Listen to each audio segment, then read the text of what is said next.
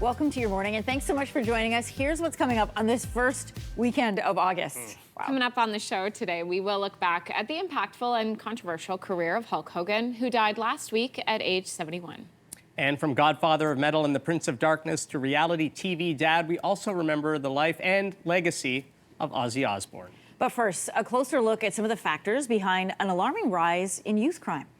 In the last few weeks, the Greater Toronto Area has seen a surge of violent crime that's been committed by young teens, some as young as 13. A 14-year-old was charged for fatally stabbing a 71-year-old woman in a parking lot in North York. While Toronto police say the number of youth arrested for firearms has dipped slightly this year, advocates are warning there is extreme violence that is rising. For a closer look at what's driving this, I'm joined this morning in studio by Marcel Wilson. He's a former gang member and founder and president of the One by One movement. Great to have you here this morning. Thank you for having me. So as somebody who works closely with these young people, what is the turn towards violent crime? There's markers from the past, but what are you seeing now? There are definitely some new obstacles that we didn't anticipate. So, of course, the presence of social media has played a huge role. It's given young people a platform to interact with each other where they typically wouldn't be able to. So an example is back in my day, in order for there to be some sort of violence, we had to physically run into each other on the streets. So that's one major one. And then I think the next major one is mental health issues that are unaddressed, such as drug abuse. That's another new thing that wasn't really prevalent in my day. It was frowned upon. When you talk about the interaction on social media, is this like an exchange of words or threats as opposed to meeting in person? Oh, all the above. It could start with a person speaking about a friend who let's say, passed away, or a loved one, or even someone trying to promote their community. Mm-hmm. But then there are other communities and there are other groups that have issues with that, and those simple interactions translate into actual violence in the streets. Escalations. Here's a snapshot of the numbers for people who might not be familiar. In 2022, Public Safety Canada recorded 434 youth gangs with about 7,000 members right across the country. So, Marcel, how are teens being recruited now? What's new? And money used to be the main incentive, but what are you finding is the driver now? Right. So we're seeing sort of what we refer to as a mutation, where when you look at the ideologies of other groups that commit acts of violence are usually driven by religion or by race. Criminality, organized groups are historically motivated by money. We've seen a huge change in this now. Money means less now than what we call clout, this social currency. So they're committing these violent acts, becoming more egregious simply to increase their clout or their social credibility. And we're seeing that on social media as well, right? With the sort of the discussion of crime online, right, and then sometimes even posting of the crime itself, and then the brag after. That's right. As somebody who's lived experience working with or being part of a gang, can you describe how the culture of it has changed over the years? Well, I mean, some of the things that I did mention, there's pieces that just weren't there before. And the old saying kind of goes, if it didn't make dollars, it didn't make sense. So a lot of the older school guys that are looking at the younger generation and really not connecting or understanding, which is why there's a missing piece in this mentoring piece, because the young guys refuse to kind of listen to the old guys because the old guys are doing stuff out of date, yeah. You teach parents how to navigate social media. Can you walk us through some of the things that you find are common on social media that maybe parents or an adult figure just don't know how to read? Well, that's the thing. We kind of all engage in social media, and we refer to this online persona being different than our in-person persona. Yeah. I know it's very difficult. It's not a knock at parents because it's an added layer of parenting that they have to address understanding who their child's online persona is. What platforms are they engaging on? What type of material and content are they intaking? And understanding the languages. Sometimes it's like it's speaking a different language. So with our program, it's about teaching them about the platforms, helping parents understand the language, and learning to kind of red flag the risk factors that exist there. There are resources that are available. Yours would be one of them. talk to me about the best process through all of this. If you're seeing this starting at the age of 13, the opportunity for intervention has already passed. So what are you seeing, and at what age should it start? See, I scream it from the rooftops. Prevention, prevention, prevention. And it is an expensive solution, actually cheaper in the long run. Yeah. Right? So the earlier, the better. And we hear the word prevention. It's a catchphrase at times. We hear the term wraparound, but we're not seeing enough of it. There's not enough investment in those spaces. And we need to see more cohesion amongst the groups, the organizations, and the government kind of working together. We also have to start individualizing the programming to the individual. Cookie cutter systems are not working, they're failing us. Right, they allow, government bodies to do a check mark, but doesn't necessarily address the needs of the person. That's right. Marcel Wilson, youth advocate and founder and president of One by One. It's great to have you in studio, I appreciate it. Thank you for having me.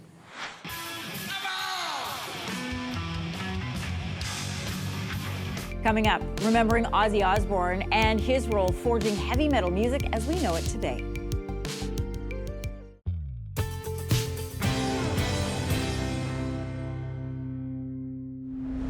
So Ozzy Osbourne, one of the pioneering founders of heavy metal, as we know, has died at the age of 76.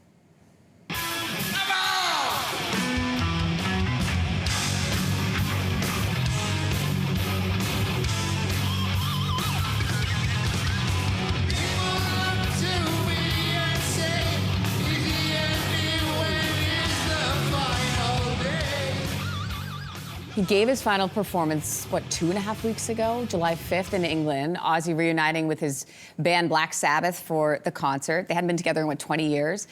In 2020, Osbourne announced he had been diagnosed with Parkinson's and officially retired from touring in 2023. Joining us for a look at the legacy of Ozzy Osbourne's life, music journalist Michael Williams. Good morning to you. You're a huge fan of Ozzy and Black Sabbath. Major fan, and major fan of this building. Yeah. Nice to be in here once again. Yeah, it's really nice to have you in here. I mean, I look, but we were covering obviously that concert and showing all the footage. Yeah. I think 2.5 weeks ago, Ozzy Osbourne was sitting on stage and with remarkable people in the audience, all paying tribute to Ozzy Osbourne and the band.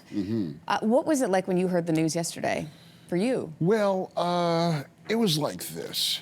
We haven't figured out how to properly die from these careers that we have in music. And all kudos and love to Sharon Osbourne because she figured it out. She loved Ozzy to the end, and Sharon and Ozzy and their family were really like one giant entity. And I was shocked and surprised, but not really, because my friend Vernon Reed was on stage from Living Color with them. And when they did Mama, I'm Coming Home, it was a prayer. It was a wonderful prayer, and he just released a new single, which is just beautiful, with Billy Morrison. It's a great, great single. They took all the music out and just kept the strings, and it's almost holy. Wow. So he finally figured out how to die in rock and roll gracefully, I think, because Elvis, and so many people died sloppy and messy and not really feeling what they did. And Ozzy, first 3 albums with Black Sabbath, 4 albums with Black Sabbath, almost perfect and a lot of fun. Taught us all how to play heavy metal. Tell me about that, because you've been listening to Black Sabbath since the beginning. Since I was a kid. Yeah, what is it? What was it about? What is it about them? First album came out, we all learned how to play it on drums, bass, and guitar, because it wasn't really difficult. But there was a spirit there was something there that we hadn't really heard before, even though heavy metal had been around. There was a great band from Cleveland, Ohio, where I was born, called Death, and they were like a black metal band long before Black Sabbath. But this had the songs, it had the playing. The second album was, I mean, oh my God, the second album was just so wonderful. The third album, when we heard the cough of Sweet Leaf, we all knew what that was about. So it just made us feel good. It gave us interesting new musical areas to discover. And it wasn't black, it wasn't white, it was just music, and it was Black Sabbath, and it was heavy metal in its rarest form, because we had Led Zeppelin, but this was completely different. And influenced so many bands. Oh, my what was God. it that tied that thread from Black Sabbath and Ozzy Osbourne to all of these other bands? It was the music. It was those first 3 or 4 albums, really. I met them. I did spend some time with them, and I interviewed Tony Iommi, who was the guitarist, and actually he was up the street at Studio Morin Heights, where I used to live around that area, and borrowed some of my gear, because he was recording a solo album. I was like, really? Can I meet him? You know? And I go up to the studio and stuff, and one of my favorite guitarists in the world, it was just the way that he played. It was the way they played the music. It was how they felt about the music, but the fact that they created something that was uniquely theirs from Birmingham. And everyone from around the world came to celebrate him, and not to send him off, but I think everybody had that feeling that something was going on, and Sharon did it beautifully. She always has. I mean, she's been such an amazing businesswoman throughout the years. Obviously, that's the onstage, that's the music. There was a whole lot going on. Yes. Offstage. Offstage, what Sharon did was, after Ozzy's first 3 albums, which were pretty much so perfect for Ozzy fans and Black Sabbath fans. I mean, Bark at the Moon, Blizzard of Ours, you know, those were just great records with great tracks on them. But came to the 4th, 5th record, so. She's the one who actually volunteered him for Penelope Spears' film, where you saw him doing Eggs in the Kitchen. And that was the first time that it was The Decline of Western Civilization Part 2, the film. And he was doing Eggs in the Kitchen, and he was so entertaining. So entertaining. He was so incredibly entertaining and went funny. Like, wait a second, there's an idea here. Yeah. Were you surprised that he did the Osbournes? No, show? I wasn't. I wasn't, because the camera loves him, but we all love him. So she took him out of music and put him in the streets, and everybody from the president to the mayor to your 4th grade teacher knew who Ozzy Osbourne was. And it was just really exciting what she did with him, and he just played himself. He was a wonderful, non-assuming human being, and a great vocalist. My favorite album is Speak of the Devil, where it was a live album done in New York City, because Black Sabbath never made a lot of money. And really? No, they never made a ton of money. They didn't own rights to? Well, bad management, record company, this, that, and the other. Ozzy was sort of, when he left the band, he signed a bad contract with Jet Records, did 3 records, and someone finally said, if you do a live album, we'll release it. Okay, fine. He had a brand new band with Brad Gillis of Night Ranger doing all the guitar work. I'm not sure how he was brought into the band, but great guitarist. And it's my favorite record because you can feel the funk. You can feel the funk in Black Sabbath. And that was a great thing about Black Sabbath too. There were lots of 2s and 4s and 8s, and there was like a little funky feel to it. Fairies Wear Boots, Speak of the Devil Live. Absolutely perfect with Brad Gillis on guitar. Cool. And Sharon took advantage of the fact that everybody liked Ozzy. Yeah. You could not like Ozzy. No matter where he went, everybody loved him. So his personality and character eclipsed the music. Then the last 3 or 4 albums with Andre Watt producing, they were wonderful as well. He brought in Post Malone and a lot of other people that loved him to do the last couple of records. Listen, Michael, it is so good to have you in the studio. I good wish to be I had here. more time to talk to you. Anytime, just call. I live around the corner, you know. Sounds good. Well, thank you for coming in to talk about the life and legacy of Ozzy Osbourne. Hey, he was great. The name Hulk Hogan, the man Hulk Hogan, got bigger than the whole organization, brother. Ahead on your morning, a look back at the larger-than-life yet polarizing career of Hulk Hogan.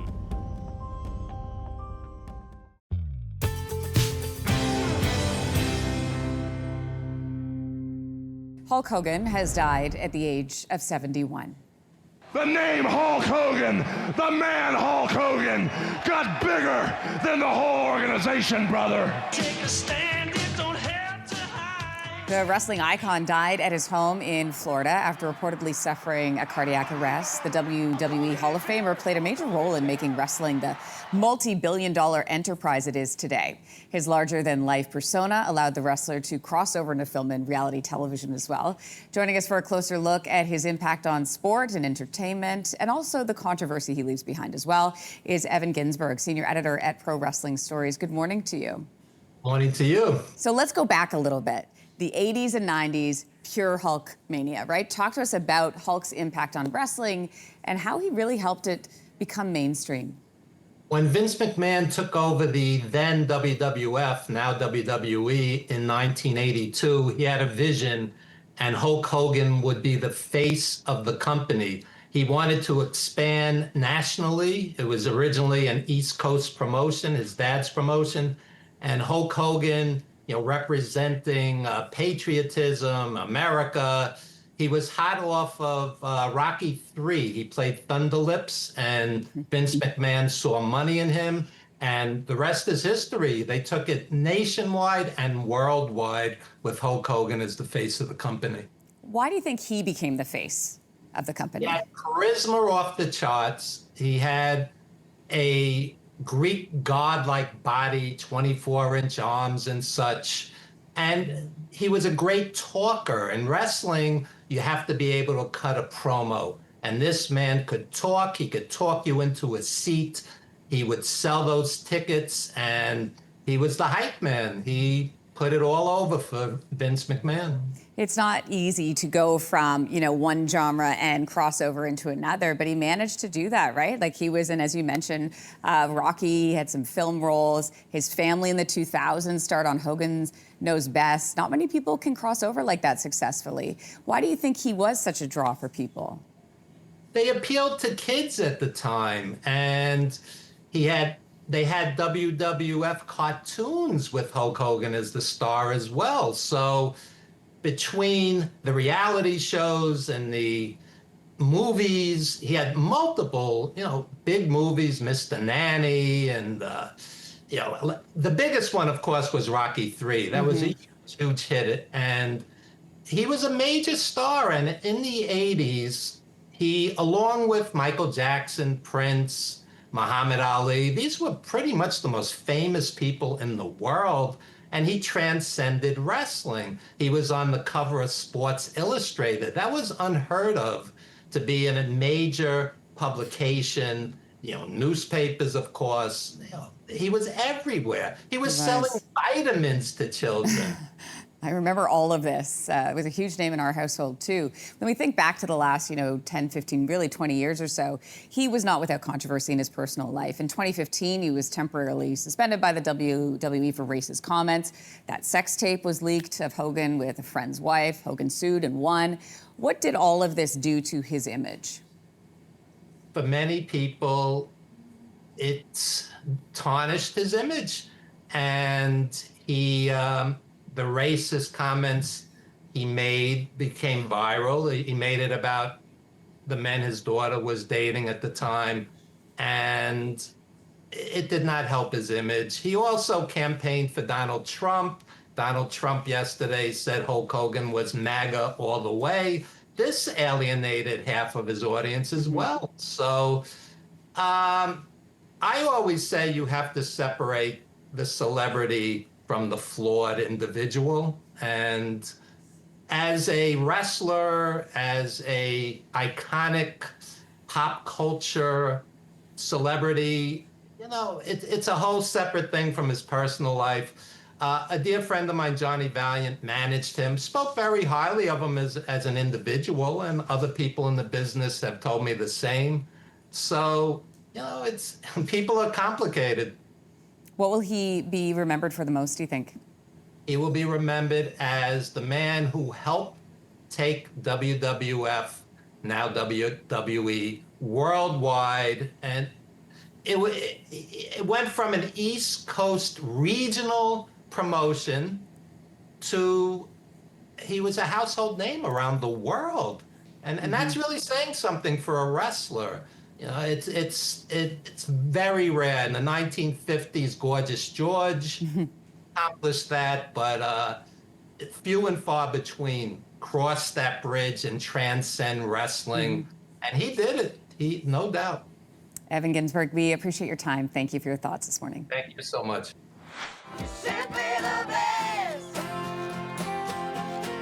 Next week on Your Morning, the team up we didn't know we needed between the band, Dwayne Gretzky, and Choir, Choir, Choir.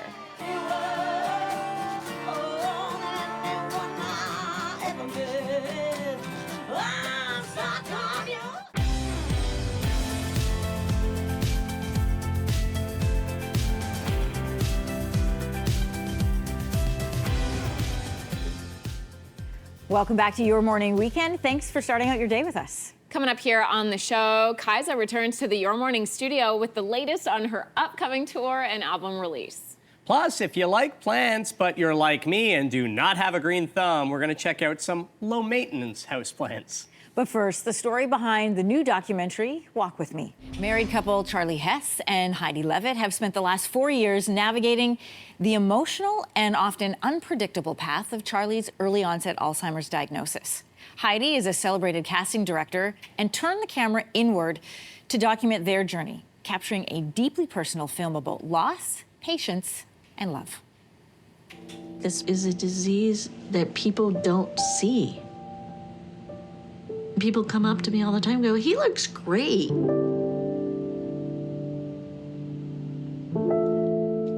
It may look okay on the outside, but inside there's something happening to his brain.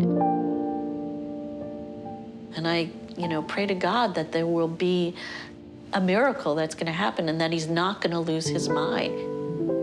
Well, here with us today to share their experience both on and off the camera is Heidi Levitt, director and writer of Walk With Me. Good morning. Good morning. Even that short glimpse into your life, you're immediately caught with the emotion, some of the pain and the loss of what you're losing. But I want you to take us back to before diagnosis. When did you first realize that Charlie was struggling? Well, actually, what's really unique here is that Charlie is the person who realized that he was struggling. I thought something was off with him for a while, but I didn't understand what it was. And he said to me one day, "I'm really feeling foggy. Maybe I should go see Dr. Gary Small, who is the head of the Semel Institute at UCLA, who I consulted with about my mom." And I'm like, okay. So he went there on his own accord, realizing that something was wrong. He's a very well-known graphic designer and art director of UCLA magazine for over 20 years. And he felt something was off. So that's how it started. And then what happened was, after a series of testing and diagnosis and just mystery about what was going on, they would keep saying, well, we're not sure. Then they do this large neuropsychological test. And after 3 hours of that testing, he was a shadow of himself. It was very difficult. And the diagnosis at that point was some kind of a dementia. They weren't sure. I decided we were hiding around it because we didn't know how to talk about this. Nobody talks about it. Right. Right? And he was in his 50s when he got his diagnosis. He was 57 years old. And we are just one story of over 50 million other people and families. Alzheimer's doesn't just happen to a person. It really affects the whole family. And basically, nobody wants to talk about it because everybody's afraid of saying that they're lost, that they might lose their essence of who they are. What you two have been through has been very personal. It's been very difficult, but you decided to document it and to share it. You mentioned you wanted to have that conversation for other people that were affected. But it's one thing to turn it on other people. I mean, you're used to the film industry. You know what it's like to tell other people's stories. But talk to me about the choice, because it's not just your story, it's Charlie's too. Oh, absolutely. It's Charlie is my leading man, and who knew as a casting director, my husband was the perfect leading man. I did not think of him as an actor. So what happened was I felt this intense need to just be open and to share it, and there was no other example out there for me. Still Alice opened the door for people to talk about Alzheimer's. Julianne Moore won an Oscar for playing a professor who discovered she had Alzheimer's. But there had been no other story past that really could speak to that. And I felt we had an opportunity, and I had the privilege and the experience of working in the film industry for 30 years. So I called my friend Alex Gibney, who's a very well-known documentarian, and I wrote this idea up, and I sent it to him, and he said, yeah, I think it's a movie. Because of the progressive nature that Alzheimer's can take, what's it like having this moment of time for you and Charlie versus present day? I think the movie is continuing in its own form right now with an audience responding. People come up to us and, they're hugging Charlie and they're asking me, wow, thank you. How do you do this? I didn't ever see myself as a care partner. I was his wife. I'm a mother. I'm a casting director, professional daughter, whatever. And suddenly I realized we need to own up to the fact that we need better care in this country, in Canada, in the United States, all over the world. This is a global issue. Yeah. And so what it's like now is taking on the mantle of forming a movement to really affect change. Right now in Toronto, the AAIC is meeting, which is the Alzheimer's Association International Conference. Yeah. There's over 10,000 people here talking about it, but we have no cure. We have no treatment right now that really works, and we have no care. Heidi, this film will not only show your story, but also highlight exactly what you're talking about what needs to come as a result of it. The film is called Walk With Me. Heidi, thanks for being here today. Thank you so much. Coming up, Kaisa gives us an inside look at her upcoming tour and her new album.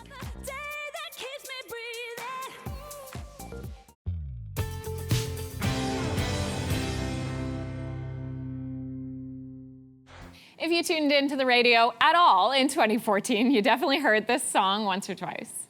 You're just a chance I take to keep on dreaming. You're just another day that keeps me breathing.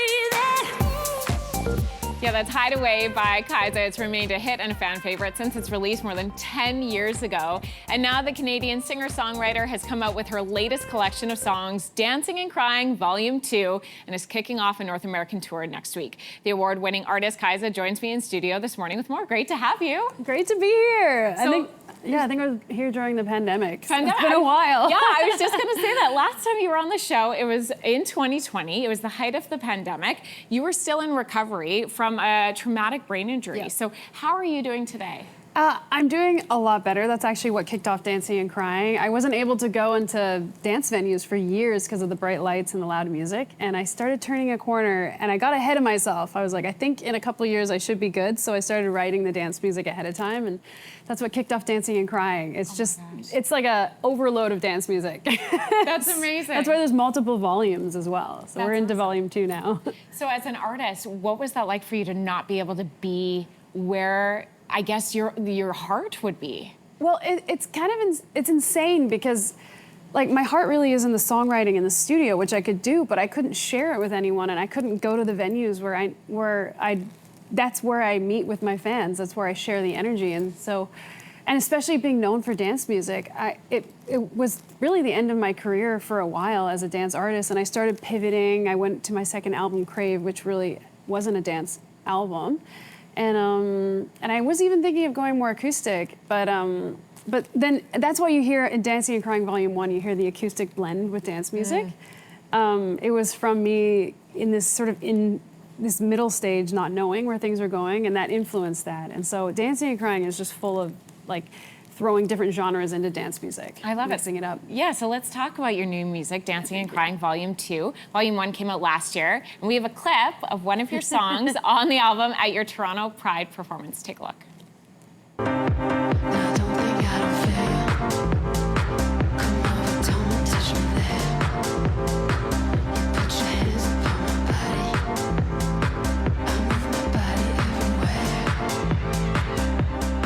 You see everyone in studio right now bobbing their heads. You described this as a female-driven underground house vibe. What does that mean for you?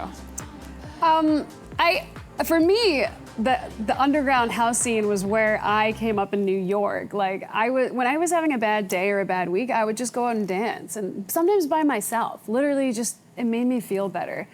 And I fell in love with house music in New York, and that's when I started doing it. I was honestly I'm from Calgary, so I was doing like folk music before I got into dance music, and New York really changed that for me. Now I'm obsessed with house, so I'm so happy to be back into the house scene. And this song was produced with Jess Cake, my producer of Dancing and Crying, but also Sammy Virgie, who is like a rising house legend right now. So I'm so honored to have had the opportunity to work with him on that song that you heard, Stays in Bed. And that kind of launched the vibe for Dancing and Crying Volume 2 because it was so sexy. And I was like, you know what? I haven't been feeling my sexy energy for a while. It's all just been recovery and trying to just get things back to where they were and just grinding all the time. And I was like, I think I can just like put on a nice corset and, just some nice lipstick, blue lipstick, and just, you know, feel my sexy self for a bit. Oh, I love that. Yeah, and I leaned into that for this album. So it's a sexy volume, I will say. We have Peaches on it, Oh my another gosh. local icon or Canadian. So. That's amazing. You described yourself as a songwriter, and you started out in the industry as a songwriter. So you go between these genres, and you mentioned the blending that you've had within your albums. This one, you wanted to keep it consistent throughout. So why was that important to you to go back to the dance, to go back to your roots? I think for me, dancing is a healing. It's something I use to heal just as much as actually dancing and crying. I came up with the title because when I couldn't dance anymore, I actually found I got the same relief that I did from dancing when I had a really good cry. And so crying was sort of the replacement for dancing for a very long time. And I was going between this battle of trying to get back to the dance floor again. I grew up dancing. I've been dancing since I was 3 years old. So it's been my whole life, and suddenly I wasn't able to do it. I couldn't even do choreography because of my head injury. So it was just this kind of inner battle with myself as well. Dancing just means a lot to me. And I actually learned a really cool fact that of any antidepressant in the world, any medication or anything, dancing is the most effective. So that's amazing. Yeah, so it's actually so healing to dance. And I want to encourage people to get out and dance. Come to my show and dance. Yeah, well, you can. And listen, Yeah. you've got so many shows coming up. You're starting your Dancing and Crying tour in just a few days. You've got some stops in Canada later this month. What's your favorite part about playing a show back home here in Canada? I honestly love Canada. I actually moved back to Canada. I was living in the States for a while, and I came back and I just realized that we really are nice. Like, we're nice people. We are nice people. And I was like, why would I want to be around all these nice people? Like, I love Canadians. They're so sweet and honestly really amazing to work with. Canada has just been really championing my comeback, which I really appreciate. And especially, like, I've been living in Toronto, and honestly, it's so fun because, like, even in my neighborhood, like, my neighborhood has a lot of fans, and they're just so nice. They'll just be like, love the new album. Oh my God, as I'm walking my dogs, and like, I feel like it's a real community. I don't feel like I'm being stalked by anybody. I just feel like all my fans are my friends, and I'm intermingling with them. Like, Canadians are awesome. That's awesome. And it's just nice to be home. Canada really is home. We are thankful to have you, and like you said, we're championing your career, and we're so excited for the new music. So thank you for coming in today. Thank you for having me. And by the way, Kaisa's new album, Dancing and Crying Volume 2, is out right now. Yeah. If you are an aspiring gardener, but you really suck about, well, caring for a plant, those are my words, by the way, there are some options out there to keep your garden looking beautiful with minimal effort. Gardening expert Owen Reeves has some of those options for us. Really, I feel like you're speaking to me, Owen. Well, that was the idea. Well, because can I show you something that I showed our viewers earlier? Absolutely. I want to get your take on this. This was the toilet flowers that we played in Sidebar. Okay. This is a woman who took the top off the back of the toilet and then put the flowers in there for look at her demoing. What are your thoughts on this? I mean, I gotta say, I love the creativity. I can't lie about it. And it's gonna be fresh water, I know. which is great.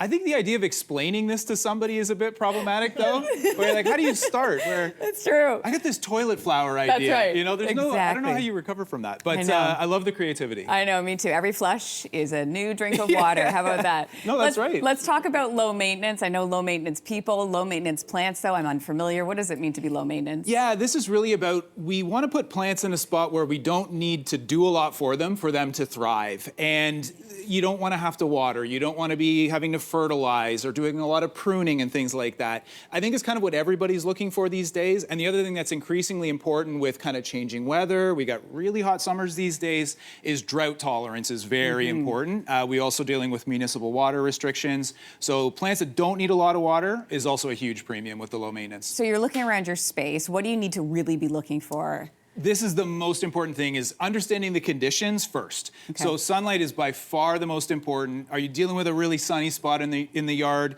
Is it shady, maybe on the north side of a house or something like that?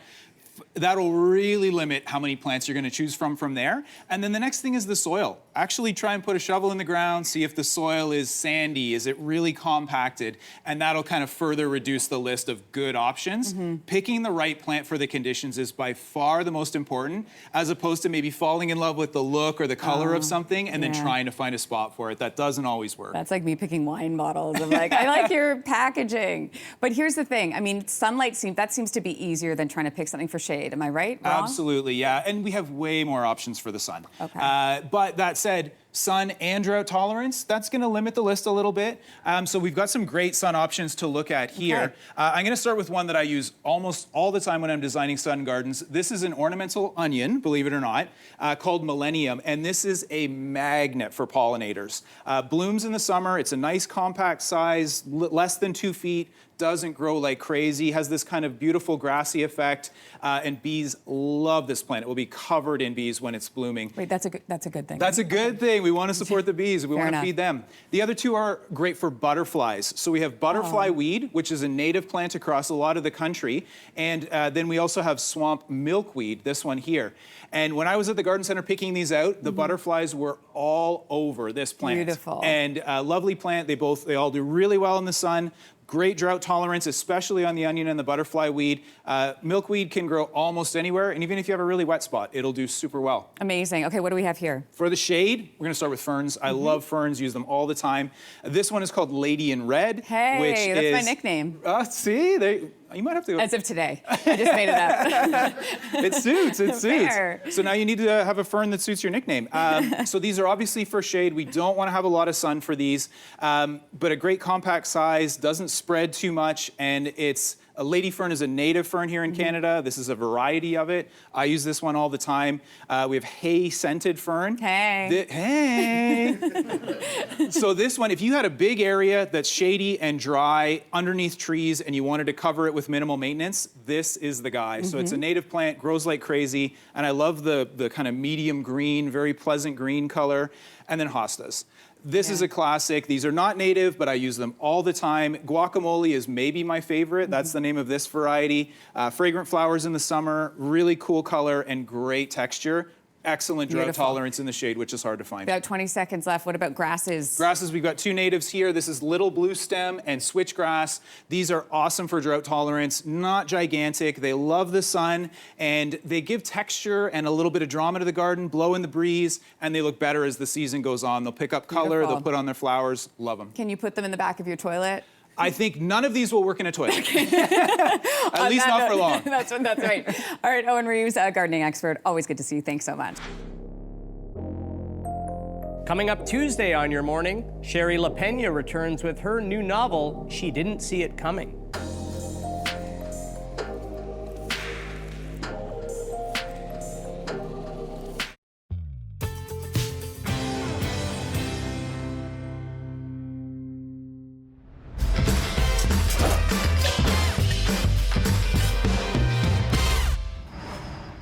Okay, my hungry friends, you're about to watch all three of us get brain freeze in real time. Oh, brain freeze. Why, you may ask? Because this morning we're arming you with everything you ever wanted to know about frozen desserts, like what's the difference between sorbet and sherbet? I didn't think there was one. What about ice cream versus gelato? And do you even know what kulfi is? No. This guy right here This does. guy. Yes, Jason Hi. Strober. I mean, I know a bit, right? We'll go through it. We've got 6 different frozen desserts. Yum. One of the funnest things to do in the summer, right, is to indulge in something frozen and cold and sweet and delicious. You'll need it this week. So we're gonna go through all 6 of these and kind of taste them and also talk about the differences. So Europe I'm gonna guess which one's which here. You've got one of these is ice cream and one of these is gelato.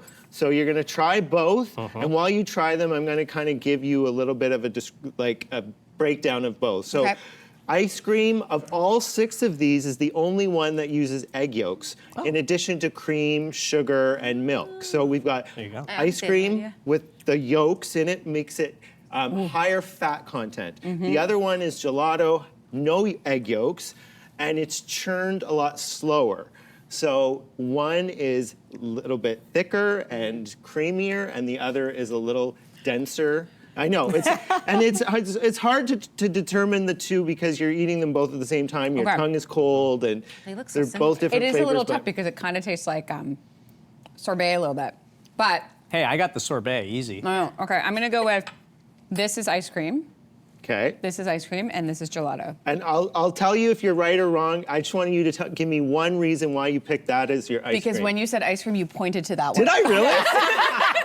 100%. Did I really? Yeah, you did. Well, I when was you right. Ice cream, You're a terrible poker player. I was I'm right. reading the physical cues. You got to hold your hands down like this for the rest of them. Hey, I'm so glad I was first, and I got it right. Very funny that I did that. But we do- got it right. But you know what we do as humans? We do a lot of the talking with our body language. So you don't even know you're Do you doing know it. what I've noticed? A little sidebar Yeah. of my appearances on this show is Yes. I talk with my hands Yeah. so much. It really helped me. Clearly, I was like, and the ice cream. It's like, tell me about why you decided to say that. Well, the ice cream. You pointed to it. So while you enjoy these, I'm I going to will. move on to these two. Delicious. So we've got now. I want you to tell the viewers at home what the two names are here. So we've got sorbet. Yes, and sherbet, which I thought had an R in it. Oh yeah. it does not have an R. So how do you actually say it then without the R?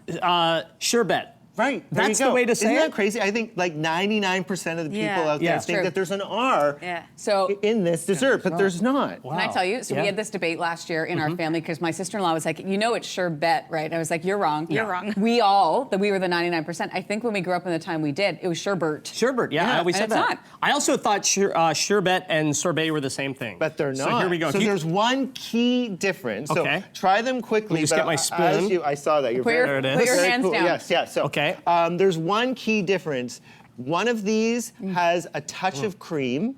And the other is just fruit and water. Okay. So you're looking at one that has, right? So I'm like being. Well, they're so pretty. The colors And they're are pretty. gorgeous. And they're usually, with these two desserts, they're usually only made, they're fruit forward ones. Right. They're usually not, but the sherbet does have a little bit of cream, a touch. bit of cream. Not a lot, not nearly as much as these two. got that good So bit over which there. is which? I think this is sorbet, formerly known as sorbet, formerly known as sherbet. Yes. And this is sherbet. I'm very confused. It's This the is missing this one? R. The missing Yeah. R is really got you. This Just is changed the name of sorbet. this is the sherbet, Sherbet. and this is the sorbet. So I was right. You were right. All right. Kinda. And I didn't point. I was holding you back, like I was handcuffing you. I know you were. I know. I I'm need. sorry. I'll need you to do that over here too. Yeah. Okay. So these are our last two. We've got kulfi and we have frozen yogurt. So Gotcha. two. The kulfi is an Indian dessert, Indian frozen dessert. It's most like the gelato over where Lindsay is, and then frozen yogurt, as everyone knows, Froyo. it's frozen yogurt. We love to see it. So try the two, and then. I cannot spoon whip. I'm not left-handed. I can't spoon like. I'm don't gonna need just go to. like this. I'm gonna go like this. And I'm not gonna do anything with my hands. Okay, yeah. I'm just gonna look. Oh, wow. Blink 3 times. Just so you know, you may have already done it. Did I really? Did I really? Yeah. No, stop. Well, I don't know because I don't know the answer, but I have a strong suspicion. Oh, shoot. If you did a game show, everyone would win $1 million. Or I would be like handcuffed the whole time. I love it. What do you think, Jeff? Okay, so what's your prediction? Okay. I want to say You can say. that this is the frozen yogurt Okay. and this is the kulfi. Incorrect, my friend. I've been So, stunned. One of the things about kulfi is that generally the flavors are pistachio, cardamom, mango, those kind pistachio. of flavors, and then frozen yogurt can be a spectrum. Yes. So I think this is like a caramel ripple or something. So we've got all these frozen desserts. Have fun at home this summer, enjoying all of these different.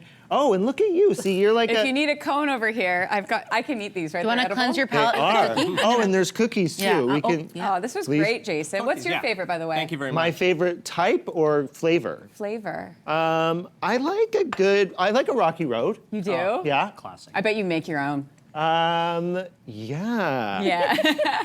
That'll be a next segment, right? There you go. Jason Scrobar, always appreciate Thank being you. here. All right, that's all for the show on Your Morning Weekend. Don't forget, scan the QR codes for Your Morning, the newsletter, and you can listen to more great conversations on Your Morning, the podcast. Yeah, so coming up this week on Monday, we will share some of our favorite segments from recent months as it is the holiday for some right across Canada. And on Tuesday, we're going to catch up on all the latest from the music world with This Week in Music. And then Wednesday, we're going to learn all about choir's collaboration with the band Wayne Gretzky. Thursday, it's off to the races. We'll meet a pair of jockeys, father and son, both from Woodbine Racetrack. They're also both vying to take part in the 2025 King's Plate. That's so cool. And Friday, we're going to spice things up in the Your Morning Kitchen for Jerk Fest 2025. So tasty. Cannot wait. That sounds delicious. Yeah. And it's going to be a great week ahead. Thanks for spending time with us today. Enjoy the rest of your weekend.